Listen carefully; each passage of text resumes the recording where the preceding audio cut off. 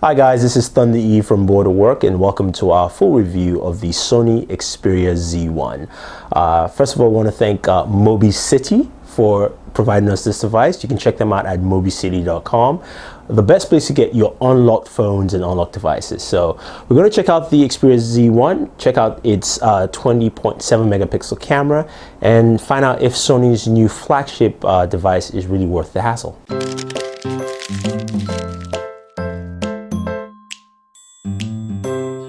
So let's take a closer look at the Sony Xperia Z1.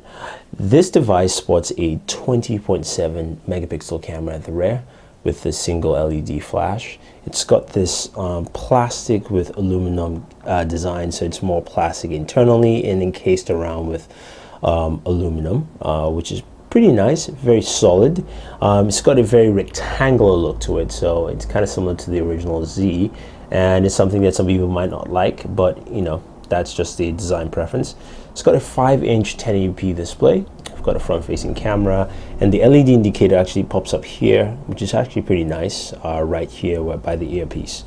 On the top, your 3.5mm jack, and then on your left-hand side, you do have your dock here for that docking station that comes with the international version, and then you've got your micro SD and your charging ports here, which are covered because, as you can see, there's a bowl to my right. This is a water resistant device, so not fully waterproof, but will protect your device from splashes and spills.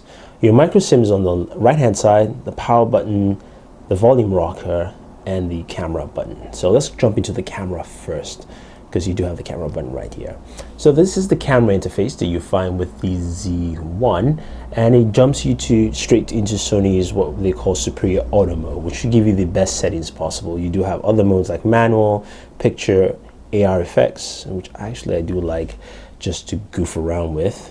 We'll do the water effect, as you can see here. Hopefully it works.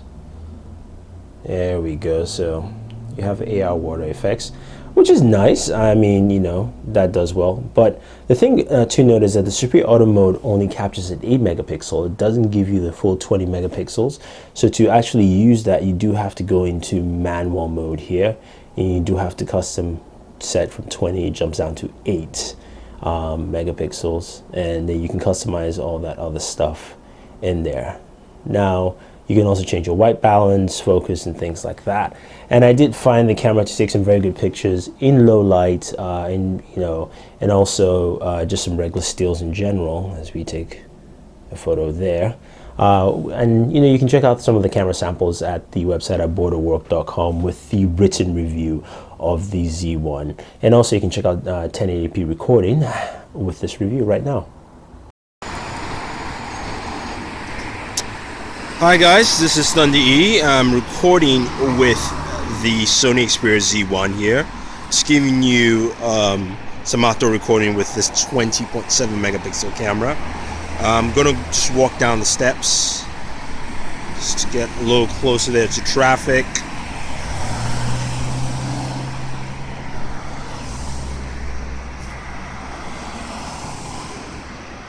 See, there's a car there.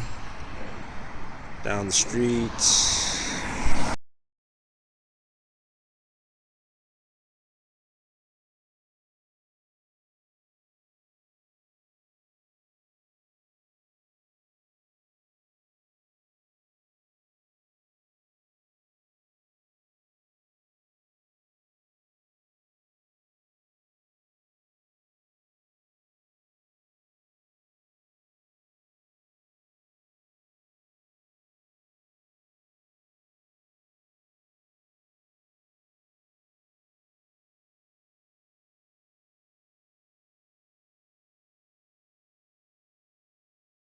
So moving away from that, the Z1 has, of course, a slightly different interface. This is running Android 4.2.2, and hopefully we'll get an update to either Jelly Bean 4.3 or KitKat very soon, but Sony has its own overlay here, and of course you can see I have Aquaman in the background. Now they've got a lot of things that are pretty cool and interesting. They've got this Sony Select that shows you latest Sony movies as well as games and features, which is nice, except that once you click on it, you do have to go into other applications you have to download for your system, so it can be a little bit cumbersome on here. But in terms of operations, it runs very smooth because it's just got a Qualcomm 800 Snapdragon processor, and you've also got 2 gigabytes of RAM. So in terms of performance, gaming, software use, this thing has no lag and no issue whatsoever. But Sony has done a good job actually in making sure that this device actually performs well in terms of battery life. You've got a 3000 milliamp battery, but you've also got something called the power management that allows you to, you can see my standby there is basically 3 days and 3 hours. Sorry, 4 days and 3 hours in standby mode, as it says below. I can set it and customize it. I use this for pretty much 24 hours with no stress whatsoever in terms of battery life. So the battery life on this device is very good. Now, another thing to note, now if you're someone who's going to pick up this device as an international user and you wanted to actually set it up, it's quite easy. Once you put your SIM card in, you get a data signal, but you will not pick up the LTE signals whatsoever or your 4G signals. So you have to go into settings, and you go, of course, into wireless connectivity, wireless and network, sorry. Hit more, and then it says internet settings here. Download the settings and MMS, and you accept that. I've already done that anyway, and it gives you options to choose from. And of course, I pick T-Mobile, and I'm good to go. It downloads it and you get your LTE signal. So that's what you need to do to make sure that this device fully works for you with that. Now, as I mentioned, it functions very well. It's pretty fluid, pretty much no issues. And of course, this is a water resistance device. So of course, we can put this in here, dip it out, take it, and you can see the phone still functions. And let's just dry this up for us. And what you saw there was a multitask function that actually popped up. You can see the calculator here. So if you actually hold down the multitask button, this will actually give you options to pull out a couple of multitask functions here. And you can add and customize some of those multitask capabilities in there. And I can pull, say, mini browser bookmarks. I can move them around. I can close it up.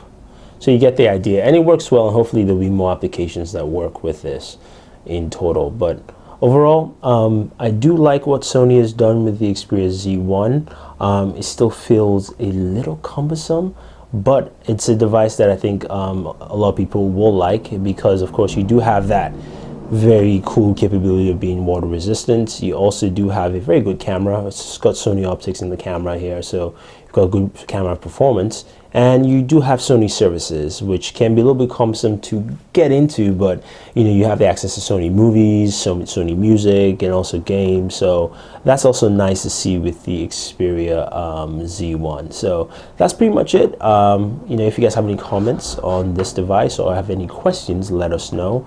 If you're looking to pick it up, as I mentioned, you can check out Mobi City. They do have this device for $639, and this is actually worth picking up. I do like the way it connects to different networks. Is pretty easy and pretty self-explanatory. So if you're a world traveler, this might be a good phone for you to just pick up and use around the world. But overall, I like it. I think Sony has a few more ways to go, but I think they're taking the right direction, and hopefully they can improve on this. So that's it, guys. Thank you very much, and always enjoy entertainment.